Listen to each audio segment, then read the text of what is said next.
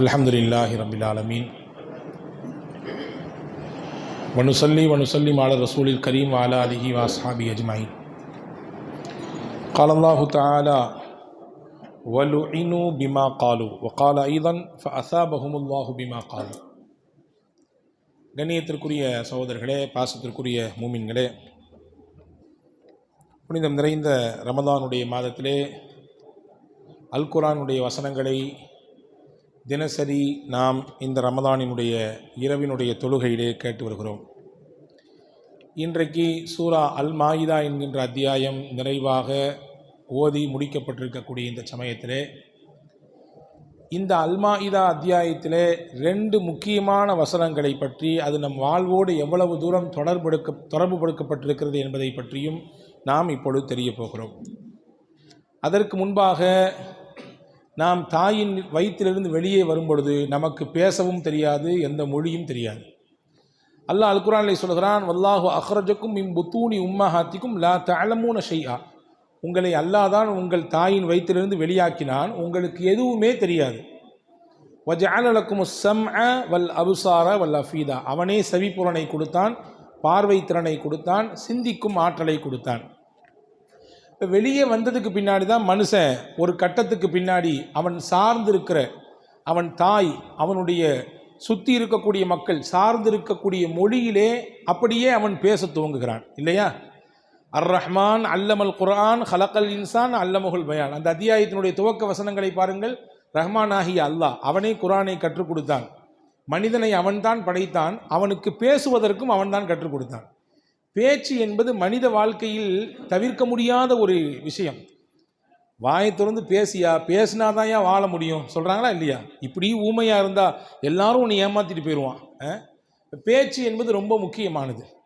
சொல்வார்கள், தமிழில் நமக்கு சொல்லி தந்திருக்கிறார்கள், ஒரு சொல் வெல்லும், ஒரு சொல் கொல்லும். அதுதான் இன்றைக்கு நாம் பார்க்கக்கூடிய 2 வசனங்களிலிருந்து வரக்கூடிய செய்தி. முதல்ல ஒரு செய்தி சொல்கிறேன். ஒரு மன்னர் இருந்தார் ஒரு ஊரில். அந்த மன்னர் ராத்திரி ஒரு வினோதமான கனவு பார்த்தார். என்ன கனவு பார்த்தாரு? ஏதோ தன்னுடைய பல்லு எல்லாம் உடஞ்சி டபடபன்னு உழுது. தன்னுடைய பல்லு, மொத்த பல்லும் உடஞ்சி கீழே விழுந்துருச்சு. இதுதான் கனவு. மறுநாள் எந்திரிச்சோன்னா அவருக்கு பெரிய கஷ்டம், பெரிய வலியாக இருக்குது. மொத்த பல்லும், ஏதோ ஒரு பல்லு விழுந்துச்சு, 2 பல்லு விழுந்துச்சு, பரவாயில்ல. மொத்த பல்லும் விழுந்த மாதிரி கனவு பார்த்தோன்னே, இந்த கனவுக்கு விளக்கம் தெரிஞ்சவங்க யாரும் இருக்காங்களப்பா, கூப்பிடுங்கப்பா அப்படின்னாரு. ஒருத்தவர் வந்தார். இந்த மாதிரி நான் கனவு பார்த்தேன், இதுக்கு என்ன விளக்கம்னு நீ நினைக்கிற? ஐயோ மன்னா, இப்படி ஒரு கனவா? நீங்கள் உயிரோடு இருக்கும்போதே உன் சொந்தக்கார பையன், உங்கள் உறவுகள் எல்லாம் செத்து போயிடுவான், அதை எல்லாத்தையும் நீ கண்ணால் பார்ப்பேன். உயிரோடு இருக்கும்போதே உன்னை சுற்றி இருக்கக்கூடிய உறவு சொந்தம் எல்லாம் இறந்து போயிடும், அதை எல்லாத்தையும் நீ கண்ணால் பார்க்க போகிற. இதுதான் இந்த கனவு தரக்கூடிய விளக்கமாக எனக்கு தெரியுது. மன்னருக்கு வந்துச்சு கோவம். நான் உயிரோடு இருக்கும்போது என் சொந்தக்காரன் செத்து போவான்ற செய்தியை இவ்வளவு கருணை கொடூரமாக சொல்கிறானே, இவனை பிடிச்சி தண்டனை கொடுங்கயான்னா, இவனுக்கு பனிஷ்மெண்ட் பயங்கரமாக கொடுங்கன்னா. அடுத்து வேறு யாராவது இருக்காங்களா இந்த கனவுக்கு விளக்க சொல்கிறதுக்குன்னு கூப்பிட்டான். ஒருத்தன் வந்தான். வந்து சொன்னா, மன்னா, அந்த கனவுக்கு விளக்கமாக எனக்கு ஒன்று படுது. நீங்கள் நிறைய நாள் வாழ போகிறீங்க போல தெரியுது. உங்கள் குடும்பத்திலேயே, நல்ல வார்த்தையை கவனிங்க, உங்கள் குடும்பத்திலேயே அதிகமான ஆயுள் கொடுக்கப்பட்டவர், நீண்ட நாட்கள் வாழக்கூடியவதாக இந்த கனவு எனக்கு உணர்த்துவதாக தெரிகிறது என்று சொன்னார். மன்னருக்கு சந்தோஷமாக போச்சு. ரொம்ப சந்தோஷம்யா, நீ சொன்ன கனவுனுடைய விளக்கம் எனக்கு ரொம்ப திருப்தியாக இருக்குது அப்படின்னு சொல்லி அவனுக்கு நிறைய பரிசெல்லாம் கொடுத்து அனுப்பினார். நீங்கள் கொஞ்சம் யோசிங்க, 2மே ஒன்று தான், 2 விளக்கமே ஒன்று தான், சொன்ன முறை தான் வித்தியாசம். அவன் உன் குடும்பத்தில் எல்லா பையனும் செத்து போயிடுவான், நீ மட்டும் உயிரோடு இருப்ப, எல்லாத்தையும் நீ பார்க்க போகிறேன்னு சொல்லி நெகட்டிவாக சொன்னான். 2வது உள்ளவன் அதே செய்தி தான், கொஞ்சம் பாசிட்டிவாக சொன்னான். நீ நிறைய நாள் வாழ போகிற, குடும்பத்திலேயே ரொம்ப வயசு நீ தான் வாழ. அப்படின்னா என்ன அர்த்தம்? அதனுடைய நேர் மாற்றம் என்ன? குடும்பத்தில் எல்லாம் செத்து போயிடா, நீ தான். அதெல்லாம் அர்த்தம். நீங்கள் பார்த்திருக்கிறீர்களா? பல இடங்களிலே நான் பார்ப்பதுண்டு, அதையெல்லாம் நான் கவனிப்பேன். அனுமதி பெற்று உள்ளே வாருங்கள் என்று சில இடத்திலே போட்டிருப்பார்கள். இன்னும் சில இடத்துல மூஞ்சில் அடித்த மாதிரி ஒரு வார்த்தை போட்டிருப்பான் பாருங்க, அனுமதி இல்லாமல் உள்ளே வராதே. இந்த வார்த்தைக்கும் அந்த வார்த்தைக்கும் ரொம்ப பெரிய டிஃப்ரெண்ட்லாம் கிடையாது, ஒரே கருத்து தான். ஆனால் அதை சொல்லக்கூடிய முறை. பள்ளிக்கூடத்தில் மாணவர்களை பெரும்பாலும் ஆசிரியர்கள் இப்படி திட்டுவதுண்டு, மாடு மாடு மாடு, ஏதாவது ஏறுதா மாடு உனக்கு மண்டையில் அப்படின்னு திட்டுறதுண்டு. ஆனால் அதே கொஞ்சம் சாதுரியமாக, கொஞ்சம் புத்திசாலித்தனமான வகுப்பாசிரியர்கள் இப்படி சுற்றுவார்கள். என் பிள்ளைகள்லாம் பசு கண்ணுக்குட்டி மாதிரி என் பிள்ளைகள், ரெண்டு வித்தியாசம் இல்லையே, பசுனாலும் ஒன்று தான் மாடுனாலும் ஒன்று தான். ஆனால் சொல்கிற விதத்தில் அது அப்படி அது உள்வாங்கிக் கொள்ளக்கூடிய விதத்தில் இருக்கும் இல்லையா? அப்படித்தான் பேச்சு வார்த்தை எப்படி நாம் வெளிப்படுத்துகிறோமோ அந்த மாதிரியான தாக்கத்தை ஏற்படுத்தும். அல் குர்ஆனிலே இன்று ஓதப்பட்ட மாயிதா அத்தியாயத்தில் 2 விஷயம் சொல்கிறான் அல்லாஹ். முதல் ஆயத் 64வது ஆயத்திலே அல்லாஹ் சொல்கிறான், வலுஇனு பிமா காலு, அவர்களின் பேச்சே அவர்களுக்கு சாபத்தை கொடுத்தது. இது ஒரு வசனம். பின்னணி என்னன்னு சொல்றேன். 85வது வசனத்தில் அல்லாஹ் சொல்கிறான், ஃபஅஸாபஹுமுல்லாஹு பிமா காலு, அவர்களின் பேச்சே அவர்களுக்கு நிறைய நன்மையை கொடுத்துச்சு. முதல்ல சொல்றான் அல்லாஹ், அவர்களின் பேச்சு தான் அவங்க சாபத்துக்கு அழிவுக்கு காரணம். அடுத்து ஒரு சில வசனங்களுக்கு பின்னாடி சொல்றான், அவங்க பேச்சு தான் அவங்களுடைய நன்மைக்கு காரணம், சொர்க்கத்தை அடைவதற்கு அவங்க பேச்சு தான் காரணமாச்சு.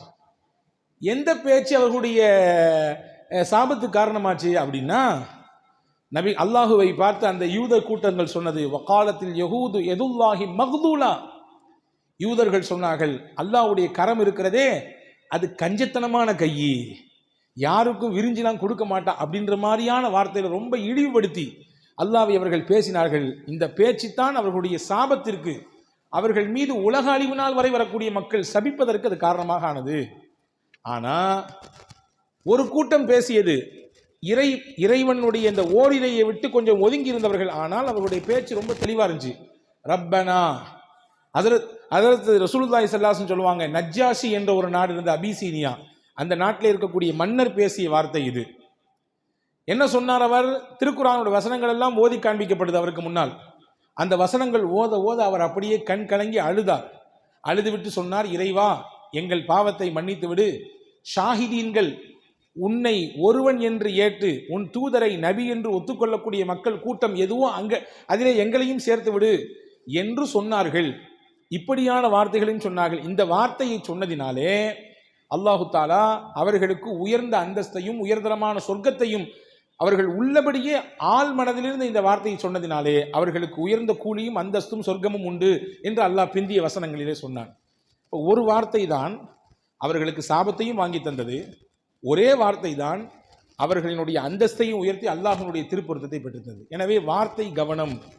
பெருமானா ஸல்லல்லாஹு அலைஹி வஸல்லம் சொன்னார்கள், ஃபஇன்னல் அப்த யதகல்லமு பிகலிமா மின் ரிதுவானில்லா, சில மனிதர்கள் சில நேரங்களிலே சில பேச்சு பேசுறாங்க, அவங்களுக்கு தெரியாது, ஆனா அல்லாஹ்வுடைய திருப்தியை அந்த பேச்சு பெற்று கொடுத்துரும், அல்லாஹ்வுடைய திருப்பொருத்தத்தை பெற்று தந்து விடும். பெற்று தந்து அல்லாஹ்விடத்திலே அந்த மனிதனுடைய அந்தஸ்தை அந்த ஒரு வார்த்தையே பேச்சை உயர்த்தி எங்கேயோ கொண்டு போயிடும். அதுக்கு நேர் ஆப்போசிட்டா சொன்னாங்க. அதே மாதிரி சில மனிதர்கள் சில பேச்சு பேசுறாங்க, அந்த பேச்சு ஒரு வார்த்தை 2 வார்த்தை தான், ஆனா அல்லாஹ்வுடைய கோபத்துக்குரிய பேச்சாயிரும். அதனால என்ன ஏற்படும்? அல்லாஹ்வுடைய கோபமும் ஏற்படும். அதனால் நரகத்திற்கு அவன் செல்வதற்கும் அந்த பேச்சும் அந்த வார்த்தையும் காரணமாகி போய்விடும். எனவே நல்ல பேச்சை பேச வேண்டும், நல்லதாக பேச வேண்டும். நிறைய பேசுவதானாலும் சரி, குறைவாக பேசுவதானாலும் சரி, பேசக்கூடிய விஷயம் நல்லதாக அல்லாஹ்வின் திருப்பொருத்தத்தை பெற்றதாக இருக்க வேண்டும் என்பதை நமக்கு இந்த குர்ஆனுடைய வசனங்கள் எல்லாம் அழகாக எடுத்துச் சொல்கிறது. எனவே அன்புக்குரிய சகோதரர்களே, நமக்கு வரலாறுகளை படிக்கிற பொழுது ஒரு செய்தி நமக்கு ஞாபகத்தில் வரும். பிலால் அப்படின்னு உங்களுக்கு நான் சொன்னேன்னு வச்சுங்களேன், உடனே உங்களுக்கு என்ன ஞாபகம் வரும்? அவர் சொன்ன ஒரு வார்த்தை உங்களுக்கு காதில் வந்து ஒலிக்கும். என்ன வார்த்தை? அஹதுன் அஹதுன் அஹதுன். பிலால் என்று சொன்னால் அவருடைய அந்த இஸ்லாத்தை ஏற்றுக்கொண்டதினாலே அவர் பட்ட சிரமங்களின் நேரத்திலே அவர் அந்த மண்ணிலே கடந்து புரட்டி போடப்படுகிற அந்த சமயத்திலே அவர் சொன்ன ஒரு வார்த்தை, அல்லாஹ் ஒருவன் ஒருவன் ஒருவன். பிலால் என்ற பெயரை சொன்னாலே அவர் சொன்ன அந்த வார்த்தை நமக்கு கவனத்தில் வருகிறதா இல்லையா? இந்த மாதிரி சில விஷயங்களை நாம் வரலாற்றிலே பார்க்கிறோம். அல்லாஹு தாலா நாளைக்கு மறுமையில் 2 அணியை நிப்பாட்டிருப்பானா அல்லாஹ்வுடைய அந்த சன்னிதானத்தில். 2 லைன் நிற்கும், 2 லைன். ஒரு லைன் நரகத்திற்கு போகக்கூடிய அணி, இன்னொரு லைன் இருக்குத அது சொர்க்கத்திற்கு போகக்கூடிய அணி. இப்போ அல்லாஹு தஆலா பார்த்துக்கிட்டே இருந்து அதனுடைய பொறுப்பாளர் ஹஜ்ரத் ஜிப்ரீல் அலைஹிஸ்ஸலாமை கூப்பிட்டு, இந்த நரகத்திற்கு போகக்கூடிய அணியில ஒருத்தன் நிற்கிறானே, அவனை நான் ரொம்ப பார்த்து அறிமுகமான மாதிரி தெரியுது, அவனை ஏன் அந்த இடத்துல விட்டுருக்கீங்க? அவன் அங்கே நிற்க வேண்டிய ஆளே கிடையாது, சொர்க்கத்தின் அணியில நிற்க வேண்டிய ஆளு அப்படின்னு அல்லாஹ்விடத்திலே அல்லாஹ் ஜிப்ரீல் அலைஹிஸ்ஸலாம் இடத்திலே சொல்லுவான். ஜிப்ரீல் சொல்லுவார், யா அல்லாஹ், அவருடைய வாழ்க்கையிலே கொஞ்சமும் நன்மையே இல்லையே, ஏதாவது கொஞ்சம் நஞ்ச நன்மை இருந்தா தானே தூக்கி அவரை வந்து சொர்க்கத்தினுடைய அணியில நிப்பாட்ட வைக்க முடியும். எதுவுமே இல்லையே, நன்மையே இல்லையே. இல்லை இல்லை, நீங்க அவன்கிட்ட போய் பேசுங்க, அவன்கிட்ட போய் நீங்க பேசுங்க, ஏதாவது உன் வாழ்க்கையில செஞ்சிருக்கியா, ஏதாவது சொல்லிருக்கியா, கொண்டிருக்கியா அப்படின்னு போய் கேளுங்க, அவன் சொல்லுவான் பாருங்க என்று அல்லாஹ் சொல்லி ஹஸரத் ஜிப்ரீல் அலைஹிஸ்ஸலாமை அனுப்பி வைத்தார்கள். ஜிப்ரீல் அலைஹிஸ்ஸலாம் நேராக போனாங்க. அந்த கியூல நின்னார். அவரு நரகத்துக்கு போகக்கூடிய வழி அது. அவரை கூப்பிட்டு, ஏப்பா உன் வாழ்க்கையில் ஏதாவது நன்மை செஞ்சிருக்கியா அப்படின்னு கேட்பாங்க. அவன் சொல்லுவான், ஒண்ணுமே எனக்கு செஞ்சமான்னு நினைப்பே இல்லை. ரம்ஜான்ல கூட பள்ளிவாசலுக்கு ஒதுங்கின மாதிரி எந்த சிந்தனையும் இல்லை. இல்ல கொஞ்சம் ஏதாவது யோசிச்சுப்பாரு, எப்பவாது ஏதாவது சொல்லியிருக்கியா, ஏதாவது செஞ்சிருக்கியா யோசிச்சுப்பாரு. உடனே அவன் சொல்லுவான், எனக்கு 2 வார்த்தை மட்டும் சொன்ன ஞாபகம் எனக்கு இருக்குது. 2 வார்த்தை. என்ன என் வார்த்தை சொன்னேன்? அல்லாஹ்விடத்திலே உளப்பூர்வமாக அந்த வார்த்தையை நான் சொன்னேன். என்ன வார்த்தை சொல்லு? யா ஹன்னான் யா மன்னான். இதுதான் நான் சொன்ன வார்த்தை. யா ஹன்னான் யா மன்னான், இந்த வார்த்தையை நான் சொல்லியிருக்கிறேன். சரி, அல்லாஹ் ஹன்னானும் அல்லாஹ் மன்னானும் உனக்கு எப்படி தெரியும்? ஹன்னான் என்றால் அதிகப்படியான இரக்கம் உள்ளவன் என்று பொருள். மன்னான் என்றால் அதிகப்படியான உபகாரம் செய்யக்கூடியவன் என்று பொருள். உனக்கு எந்த அடிப்படையில் நீ சொன்ன அப்படின்னு கேட்கும் பொழுது, உள்ளபடியே உலகத்துல அல்லாஹ்வை தவிர்த்து உள்ளபடியே 100% அந்த இரக்கத்தை யாரால் தான் தர முடியும்? அல்லாஹ்வை தவிர்த்து 100% எந்த ஒரு எதிர்பார்ப்பும் இல்லாமல் உபகாரத்தை யாரால் தான் செய்ய முடியும்? இந்த நம்பிக்கையில் தான் அந்த அல்லாஹ்வை நான் அழைத்தேன் என்று அவன் சொல்லுவான். உடனே அந்த வாங்கிட்டு நேர ஜீவசா அல்லாஹ்ட்ட வருவாங்க. யா அல்லாஹ், 2 வார்த்தை அவன் சொல்லியிருக்கானாங்க, மன்னான் மன்னான் சொல்லியிருக்காங்க. அவன் கேட்ட அவன் ரொம்ப புலகாங்கிதம் அடைந்து சொல்றான், அல்லாஹ்வை விட்டா ஹன்னான் கிடையாது, அல்லாஹ்வை விட்டா மன்னான் கிடையாது அப்படின்னு சொல்றான். உடனே அல்லாஹ் சொன்னா, இதுக்காண்டி தான் நான் சொன்னேன், அவன் அந்த லைன் நிற்க வேண்டிய ஆள் கிடையாது, அவன் இந்த லைனுக்கு வரணும், அவனை தூக்குங்க. அந்த வார்த்தை அவன் சொன்னான்றதுக்காண்டி தூக்குங்க, ஆளை இந்த லைனுக்கு கொண்டு வாங்க என்று அல்லாஹ் சொல்லுவான். ஹஸரத் ஜிப்ரீல் அங்கே போய் அவரை கையை பிடித்து கூட்டி சொர்க்கத்தினுடைய அணியிலே கொண்டு வந்து நிப்பாட்டுவார்கள் என்ற செய்தியை ஹதீதுகளிலே நாம் பார்க்கிறோம். இங்க நாம் கவனிக்க வேண்டியது, அவன் சொன்ன வார்த்தை தான் அவனை நரகத்தின் அந்த அணியிலிருந்து காப்பாற்றியது. ஏதோ சில நேரத்திலே நாம் உளப்பூர்வமாக சில வார்த்தைகளை சொல்லுவோம், அதனுடைய வேல்யூ என்னன்னு நமக்கு தெரியாது. ஆனா அதனுடைய வேல்யூ அல்லாஹ் தஆலா காண்பிக்கும் பொழுது, அல்லாஹ் இதுக்கு இவ்வளவு பெரிய மகிமை என்றால் என் வாழ்க்கையில நான் எத்தனை தடவை சொல்லியிருப்பேன், எத்தனை தடவை நான் இதை மிஸ் பண்ணியிருக்க மாட்டேன் என்று மனிதர்களாகிய நாம் நினைக்கக்கூடிய சூழலுக்கு அல்லாஹ் கொண்டு வந்து நிப்பாட்டுவான். எனவே சில வார்த்தைகள் நம்முடைய அந்தஸ்தையே உயர்த்திவிடும். வேறு சில வார்த்தைகள் இருக்கிறது நம்முடைய அல்லாஹ்வுடைய கோபத்தை பற்றி தந்துவிடும். அதற்கு ஆயிஷா அம்மா ஒரு நாள் பேசிட்டு இருந்தாங்க. ரசூலுல்லாஹ்ட்ட பேசிட்டு இருக்கும்போது சஃபியா அம்மாவை பத்தி ஒரு செய்தி வந்துச்சு. ரசூல் ஸல்லல்லாஹு அலைஹி வஸல்லம் உடைய மனைவிமார்கள்ல சஃபியா ரலியல்லாஹு தஆலா அன்ஹா கொஞ்சம் குள்ளமா இருப்பாங்க. கொஞ்சம் குள்ளம், ஹைட்டு, குண்டு, ஒல்லி, கருப்பு, சிகப்பு, வெள்ளை, அதெல்லாம் நாம வந்து டிசிஷன் பண்றதா, முடிவு எடுக்கிறதா? வயிற்றுக்குள்ள இருக்கும்போது நாம முடிவு எடுக்கிறோம், எல்லாம் முடிவு எடுக்கிறான், வெளியே தள்ளுறான். இவன் வெளியே வெளுத்தவன், இவன் கொஞ்சம் நிறம், கொஞ்சம் மாநிலம், இவர் கொஞ்சம் நீளமானவர், இவர் கொஞ்சம் குள்ளமானவர், அல்லாஹ் முடிவு எடுக்க. தோற்றம் என்பது அல்லாஹ் தருவது. அப்ப ஹஸரத் சஃபியா அம்மா கொஞ்சம் குள்ளமா இருப்பாங்க. ஆயிஷா அம்மா இடத்துல ஹஸரத் ரசூலுல்லாஹ் சஃபியா அம்மா விஷயமா ஏதோ பேசிட்டு இருக்கும் பொழுது ஆயிஷா அம்மா கொஞ்சம் ரோஷம் வந்து போச்சு. ஆமா ஆமா, அவங்க தானே, அந்த குள்ள கத்திரிக்காய் தானே, நம்ம சொல்லுவோம்ல, அந்த குள்ள கத்திரிக்காய் தானே அப்படின்னு சொன்ன உடனே ஸல்லல்லாஹு அலைஹி வஸல்லம் ஒரு வார்த்தை சொன்னாங்க. கவனிங்க அந்த வார்த்தையை. லவ் குல்தி கலிமத்தன் லவ் முஸிஜத் பிமாஇல் பஹரி லமஸஜத்துஹு. அந்த பெண் இல்லாத போது அந்த பெண்ணை பற்றி நீங்கள் என்ன சொன்னீர்கள்? குள்ள பெண்மணி என்று சொன்னீர்கள். இந்த வார்த்தை எவ்வளவு தூரம் மோசமான வார்த்தைன்னா, இந்த வார்த்தையில எவ்வளவு தூரம் நஞ்சு இருக்கு அப்படின்னா, கடல்ல தூக்கி இந்த வார்த்தையை போட்டா கடல் தண்ணியே நாசமா போயிடும். மொத்த கடல் தண்ணியுமே வம்பாய் போய்விடும், வீணாய் போய்விடும். அந்த அளவுக்கு கெட்ட வார்த்தை இது என்று பெருமானார் ஸல்லல்லாஹு அலைஹி வஸல்லம் எச்சரித்தார்கள். இங்க நிப்பாட்டிட்டு நான் என்னைய கேட்கிறேன், நம்ம எல்லாரும் நம்ம கேட்டுக்குவோம். இருக்கிற குட்டை என்ற பெண்மணியை, அந்த குள்ளமாக இருக்கிறார்கள் என்பதனாலே அந்த குள்ள பெண்மணி தானே என்று ஹஸரத் ஆயிஷா அம்மா பேசிய வார்த்தையே கடல் நீரை வீணடித்து விடும் என்றால், நம்ம வாழ்க்கையில எத்தனை வார்த்தை பேசுறோம், என்னென்னலாம் பேசுறோம், தெரியாதது எவ்வளவு பேசுறோம். ஒரு மனிதனுடைய உள்ளத்தை காயப்படுத்துகிற வார்த்தை எவ்வளவு பேசுறோம். அல்லாஹு அக்பர், நோம்பில் கூட நிப்பாட்டுவதில்லையே, நோம்பில் கூட பலாய்கள் நம்மை விட்டு போவதே இல்லையே. அதிலும் குறிப்பா பாருங்க, நீங்க நல்லா கவனிச்சு பாருங்க, இந்த இஃப்தார்ல வந்து உட்கார்ந்துட்டு பலா நடக்கும்.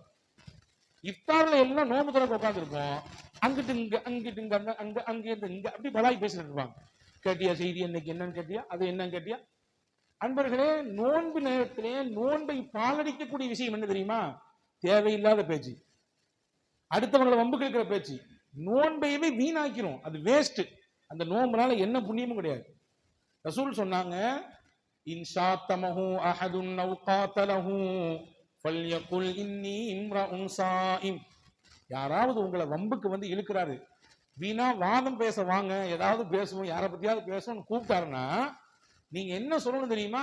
நான் நோன்பாளின்னு சொல்லணும். ரசூலுல்லாஹ் சொல்றாங்க, ஒரு உண்மையான நோன்பாளி யாரை பத்தி பேச மாட்டார், தேவையில்லாத பேச மாட்டார், பலாய் பேச மாட்டார். அப்படி பேசுவதன் மூலமாக என்ன அர்த்தம்? அவருடைய நோன்பை அவரே உரைச்சுக்கிறாரு. அப்ப வெறுமனே ஒரு பசியா இருக்காரு, அவ்வளவுதான். வெறுமனே அவர் தாகத்தோடு இருக்காரு, அவ்வளவுதான். பகல் எல்லாம் அவர் பசியோடும் தாகத்தோடு இருக்காரு. அந்த நோம்புனால ஒரு புண்ணியமும் கிடையாது. நாங்க ஸல்லல்லாஹு அலைஹி வஸல்லம். நண்பர்களே, யதார்த்தமான நாட்களிலேயே நாம் வார்த்தைகளை கவனிக்க வேண்டும் என்றால், நோன்பு நாட்களிலே, நோன்பினுடைய மாதத்திலே, அந்த இரவிலே, அந்த பகலிலே எவ்வளவு தூரம் நாம் கவனிக்க வேண்டும். சொல்லிக்குவாங்க, இப்படி வரை சொல்லிக்குவாங்க, நோன்பு மாசத்துல என்ன போட்டு பேசுற, இருந்தாலும் கேட்டுக்கோ இந்த செய்தியை, நோன்புல பேசக்கூடாது, இருந்தாலும் நான் சொல்றேன் ஒரு கதையை கேட்டுக்கோ. மனசு தாங்காது, அதை சொல்லி ஆகணும் இல்லையா? எனவே வார்த்தை என்பது ரொம்ப ரொம்ப கவனமாக இருக்க வேண்டும். பெருமானார் ஸல்லல்லாஹு அலைஹி வஸல்லம் சொன்னார்கள், ஒரு வார்த்தை உங்களை அல்லாஹ்வின் திருப்திக்கும் கொண்டு போய் நிப்பாட்டும், அதே ஒரு வார்த்தை தான் அல்லாஹ்வின் கோபத்திற்கும் கொண்டு போய் நிப்பாட்டும். எனவேதான் தமிழில் அழகாக சொல்லி வைத்தான், ஒரு வார்த்தை வெல்லும், ஒரு வார்த்தை கொல்லும். வார்த்தைகளை கவனத்தோடும் அல்லாஹ்வினுடைய திருப்பொருத்தத்தை பெற்றுத் தரக்கூடிய விதத்திலும் நம்முடைய பேச்சுகள் அமைய வல்ல அல்லாஹ் தௌஃபீக் செய்வானாக. ஆமீன். வாஹிர் தாவானா அனில் ஹம்துலில்லாஹி ரப்பில் ஆலமீன். அஸ்ஸலாமு அலைக்கும்.